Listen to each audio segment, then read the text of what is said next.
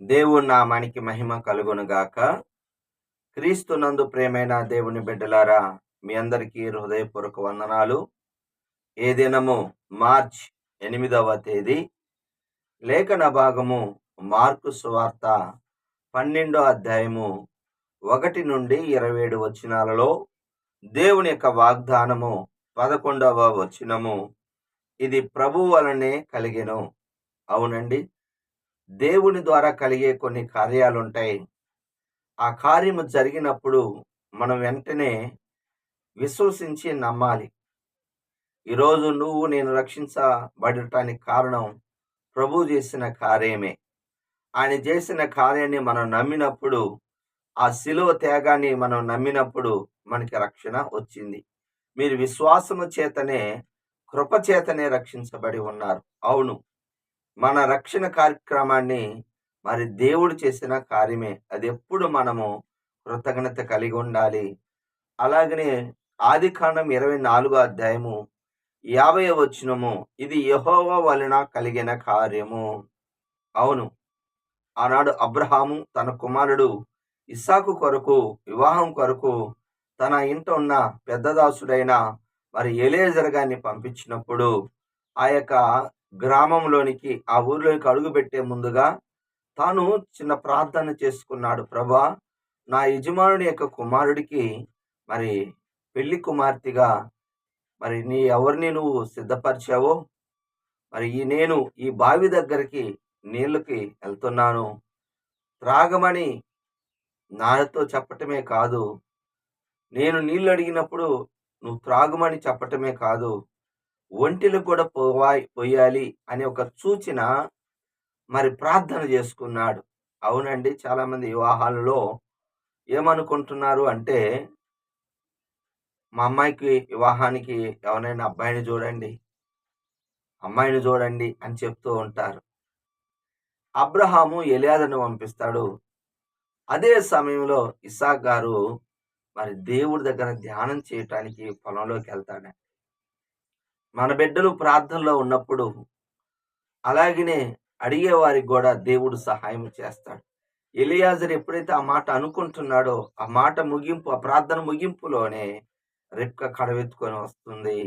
నీళ్లు త్రాగుట, నీళ్ళు ఇవ్వమ్మా అన్నప్పుడు కడవంచి నీళ్ళిస్తూ, నీ ఒంటిలో కూడా పోసేదను అని చెప్పింది. అటు తర్వాత ఎలియాజరు తన ఇంటికి వెళ్ళినప్పుడు, మరి ఇది మరి ఈ విధంగా నన్ను నా యజమానుడు పంపించాడు, మరి రిబ్కాని పంపిస్తారంటే ఇది యెహోవా వలన కలిగిన కార్యము. అప్పుడు రిబ్కాని అడిగినప్పుడు వెళ్ళేదనని చెప్పింది, దీవించబడింది. అవును, దేవుడు కార్యం జరిగించినప్పుడు దాన్ని మనం ఒప్పుకోవాలి. ఏదైతే దేవుడు నీ ముందు తీసుకొస్తాడో, ఏదైతే దేవుడు నీకు సహాయం చేయబోతున్నాడు, అది దేవుడు కార్యంగా ఎంచుకో, అది దీవెనకరంగా ఉంటది. ఏదైనా ఒప్పుకోవలసిన పాపాన్ని మనం చూసినట్లయితే 24వ వచనము, దైవ శక్తిని ఎరుగక పొరపడుతున్నారు. ఏమిటి అంటే, చాలా మంది యేసు ప్రభువు దగ్గరికి స్వస్థతలు, అద్భుతాలకు వస్తారు. అలా అయితే ఈ శాస్త్రులు, పరిసయ్యులు, మరి సద్దూకయ్యులు అనేవారు పునరుద్ధానం లేదు అంటారు. దానికి ఒక కట్టుకథలాగా మరి 7గురు ఒక స్త్రీని వివాహం చేసుకున్నారు. చివరిగా చనిపోతే ఆ పరలోకంలో 7గురికి మరి భారీగా ఉంటది కదా అంటే, అప్పుడు ప్రభు అంటాడు, లేఖనములను మీరు పొరపాటు పడుతున్నారు, అర్థం చేసుకోండి. కొంతమంది బైబిల్ చదువుతారు, అర్థం చేసుకోలేరు. దయచేసి మనోనేత్రాలు తెరవమని 119వ కీర్తనలో స్పష్టంగా రాయబడి ఉంటది. ప్రభువా, నీ ధర్మశాస్త్రమునందు ఆశ్చర్యకరమైన సంగతులు చూసినట్లు నా కన్నులు తెరువు ప్రభు అని. మన దేవుడు పసిపిల్లలకి బయలుపరిచే దేవుడు, పండితులకు మరుగుపరిచి పసిబిడ్డలకు తెలియజేస్తాడు. మంచి మనస్సును అడిగితే సహాయం చేస్తాడు. అందుకే వాళ్ళు అడిగిన మాటకి, నేను అబ్రహాము, ఇస్సాకు, యాకోబుల సజీవుల దేవుణ్ణి అంటే, ఇక్కడ వివాహాలు ఉండవు పరలోకములో. మరి వాక్యాన్ని అపార్థం చేసుకుంటారు. వాక్యాన్ని అపార్థం, ఇంకా చిక్కులు పెట్టడానికి మరి 17వ వచనం ఆజ్ఞగా మనం చూసినట్లయితే, పన్ను చెల్లించుట మరి మంచిదేనా? కైసరికి పన్ను అంటే కుయుక్తి అన్నమాట. పన్ను చెల్లించాలి లేదా చెల్లించకూడదు అన్నాడు అనుకోండి, వెంటనే రోమా ప్రభుత్వానికి చెప్పి ఆయన పన్ను కట్టొద్దన్నాడు, తిరుగుబాటు చేస్తున్నాడు అంటారు. ఆ కుయుక్తిని ఎరిగిన యేసుప్రభువారు కైసరివి కైసరికి, దేవునికి దేవుని. అవును. దేవుడికి ఇవ్వాల్సింది ఏంటో తెలుసునా? హెబ్రీయులు రాసిన పత్రిక 13వ అధ్యాయము 15వ వచనం, ఎల్లప్పుడూ స్తుతియాగం చేస్తూ జీవ ఫలమును అర్పించాలి. స్తుతియాగం చేయవాడు నన్ను మహిమపరచువాడు. గుర్తుపెట్టుకోండి. మనం ఎల్లప్పుడూ మరి దేవుడికి ఇచ్చిన దానిని బట్టి కృతజ్ఞతాస్తుతులు చెల్లిస్తూ ఆయన నామాన్ని మహింపరచాలి. అవును.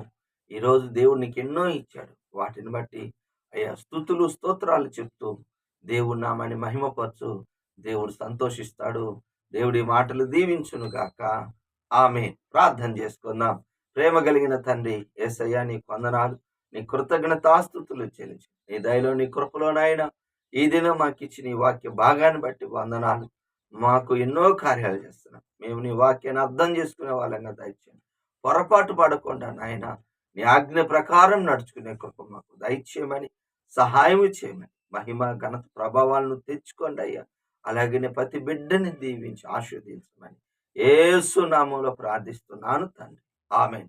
తండ్రి యొక్క ప్రేమ, కుమారుని యొక్క కృప, పరిశుద్ధాత్మ యొక్క అన్యోన్య సహవాసం సదాకాలం మనందరికి తోడుగా ఉండును గాక. ఆమేన్. హల్లెలూయా.